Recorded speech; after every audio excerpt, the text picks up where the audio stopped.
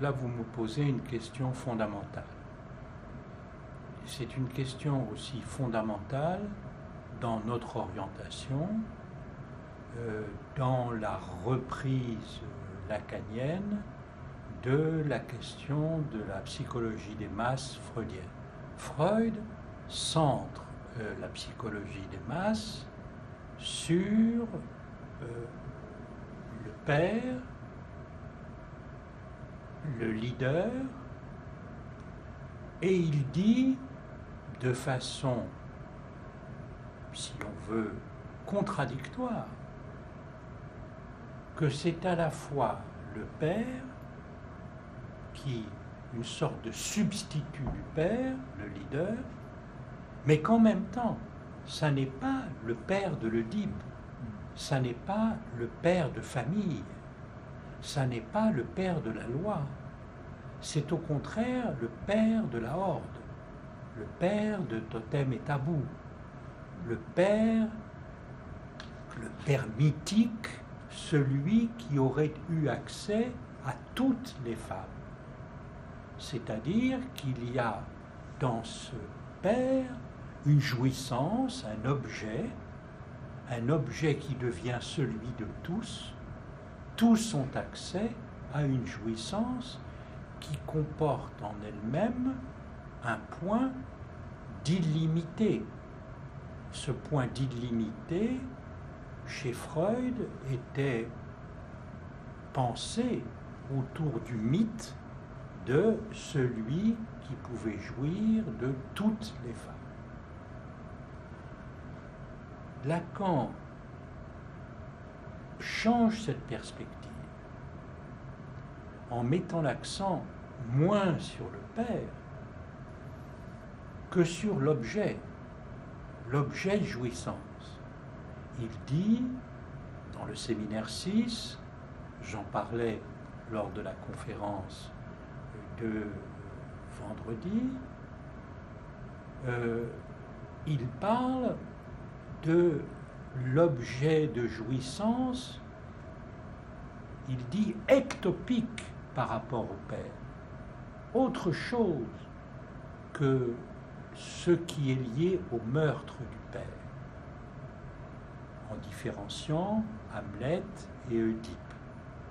Oedipe, une fois le père tué, le phallus disparaît, c'est Oedipe à Colonne, alors que pour Hamlet, une fois le père tué, le phallus jouisseur devient Claudius, l'imposteur qui a pris la place du roi dans le lit de la mer et qui jouit du royaume, de la mer, etc.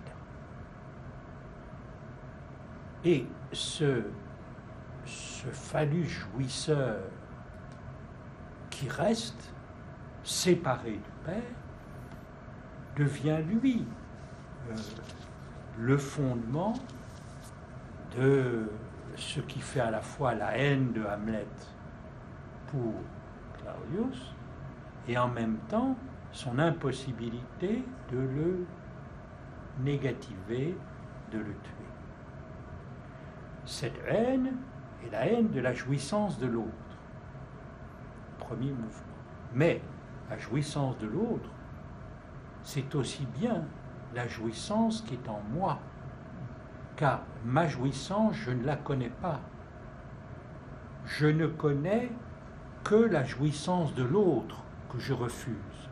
Et je me hâte de dénoncer l'autre comme jouissant autrement pour ne pas me retrouver confronté à ma jouissance. Le mauvais objet interne, comme disait Freud, et surtout comme ensuite dans la psychanalyse cela a été développé par Mélanie Klein d'abord, et que Lacan a poussé bien entendu avec plus, disons, à logifier plus profondément, mais disons les développements de la psychanalyse après Freud mettaient l'accent sur justement l'objet, ce que Lacan a porté au zénith. Donc, comme le note Jacques-Alain Miller dans cet article tout à fait important que vous devez mettre dans la bibliographie d'Ella Poll. Cet article publié dans Mental sur le racisme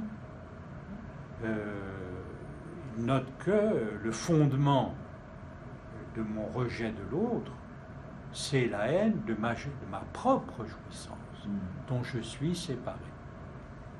J'avais moi-même sur un article sur le racisme 2.0,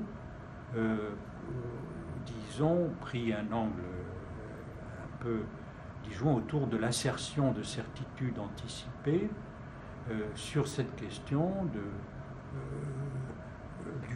comment la définition de l'homme passe d'abord par un rejet de l'autre.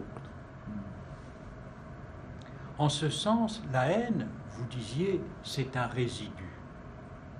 Oui, mais elle est aussi au départ. Elle est au départ de toute identification possible. Il y a dans la relation fondamentale avec le monde un rejet de la jouissance mauvaise, dont je me retrouve toujours séparé. En ce sens, la haine est à la fois un résidu inéliminable, mais elle est dès le départ au cœur de la relation que nous avons avec l'autre. Et c'est pour ça que, alors que Freud trouvait que la première identification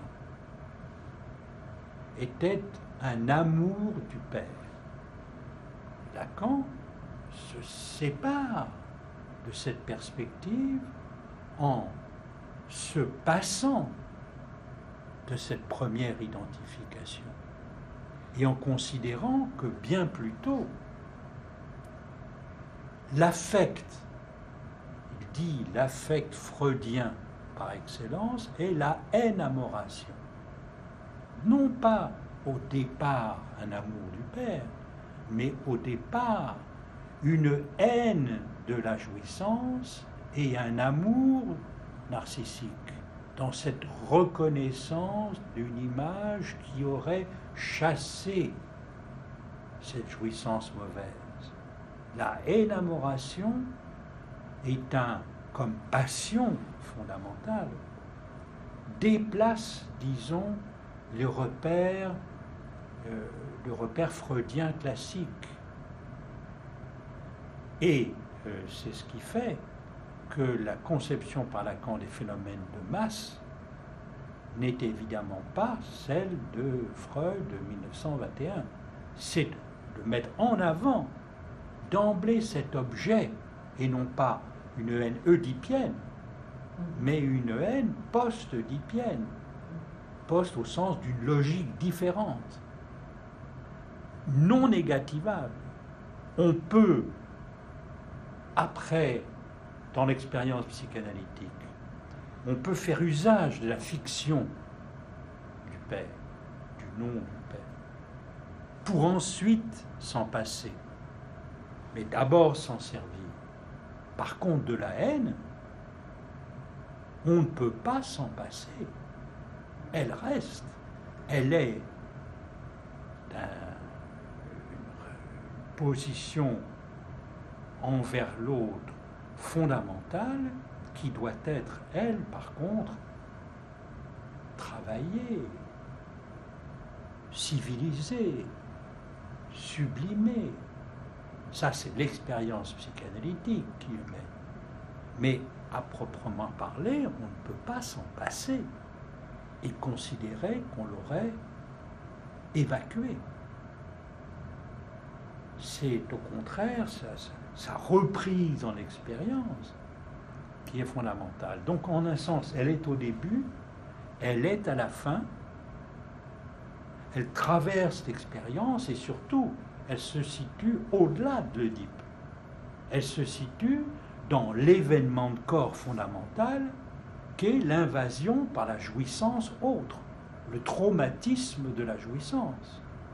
Ce traumatisme, cette inscription de la jouissance sur le corps, qui fait que nous restons séparés de notre jouissance, bien que nous puissions donc ensuite essayer, je le disais, de travailler, déplacer, sublimer. Lacan dit se faire avec, un savoir-faire, ou bien se débrouiller avec. L'envers de l'imbroglio, le débroglio, avec cette idée on fait avec comme on se débrouille du partenaire imaginaire de jouissance. Donc, disons, il faut un savoir-faire avec la haine, ce que dans l'expérience psychanalytique, en effet, on amène chaque sujet à moins se haïr. Le sentiment de culpabilité aujourd'hui, ça c'est une question formidable. Le sentiment de culpabilité se noue en effet très étroitement à la haine. Dans la conception freudienne, le sentiment de culpabilité était culpabilité de la mort du père. À l'horizon, le sujet est coupable de cette mort, d'un meurtre fondamental qui a permis l'existence de la société, du lien social des frères. De cette mort-là, finalement, elle est toujours déjà là. L'horizon, disons,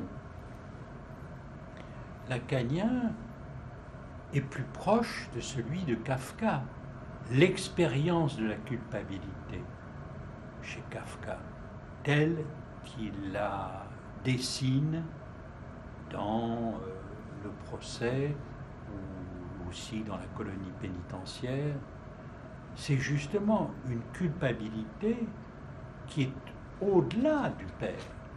Kafka, sujet éminemment psychotique,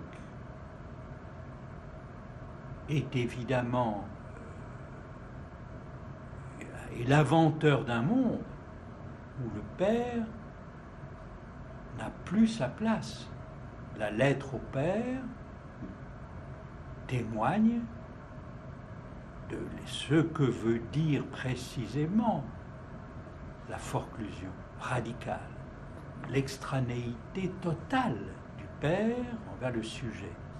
Mais ce que découvre justement Kafka, ce qu'il décrit si merveilleusement, est que une fois que la figure du père, le nom du père n'est pas là pour soutenir l'univers, ce qu'il y a, c'est un châtiment terrible, toujours là, singulier.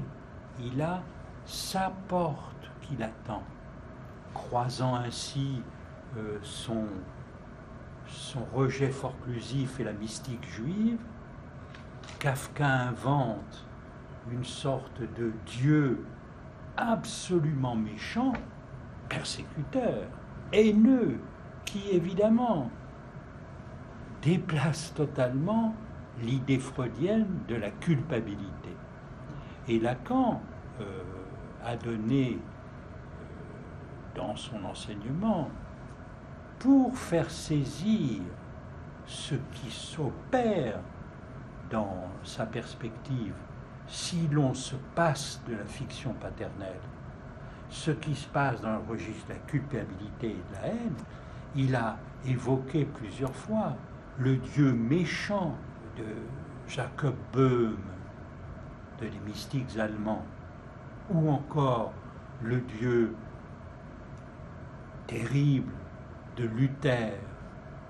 Ces évocations sont là pour nous faire sentir ce qu'est justement cette transformation du sentiment de culpabilité, transformé en le sentiment d'une haine singulière. Il ne s'agit plus de celui qui a une jouissance en quelque sorte universelle. Non, de celle de toutes les femmes. Non, il me vise, moi, dans ce que ma jouissance a de plus insupportable.